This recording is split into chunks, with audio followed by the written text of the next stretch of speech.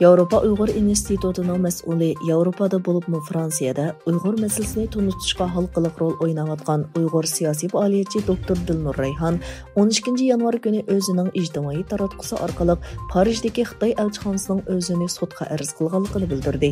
Uning aytishicha, o'tgan yili o'tkazilgan bir bayramda Xitoy elchixonasining tashviqot lozunglariga qizil bo'yoq chechayotganligi uchun uni sudga arz qilgan. İgilişimizce, 2022 yılı 9. ayının 9. günüdün 11. günügacha Fransiyaning Beretigny şəhərində insanparvarlik bayramı ötküzülgən. Mazkur festivalga Xitoy elchixonasi taklif qilingan.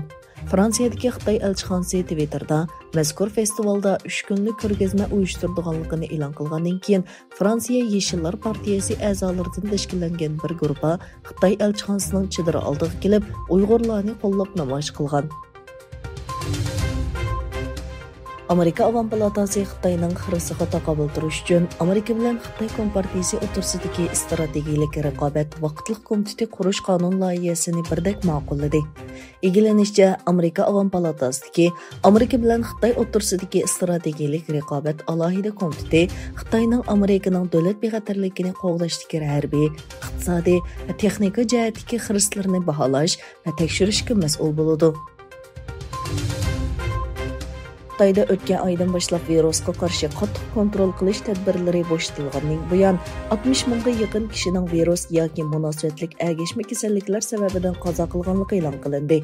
Xitoy davlatlik sahiya komitetining bildirishicha, Xitoyda tadbirlarning amaldan qoldirilganligi e'lon qilingandan keyin 2022 yili 12 oyning 8 kunidan 2023 yili 12 yanvargacha bo'lgan oralikda 59938 odam qazo qilgan.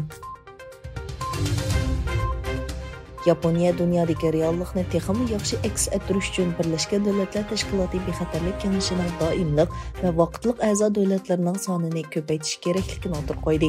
Yaponiya tashqi ishlar ministri Hayashi Yoshimasa o'zining Amerika safarining bir qismi sifatida qatnashgan Birlashgan Davlatlar Tashkiloti yig'inida qonun bilan idora qilish va qoida tuzumning muhimligini ta'kidladi.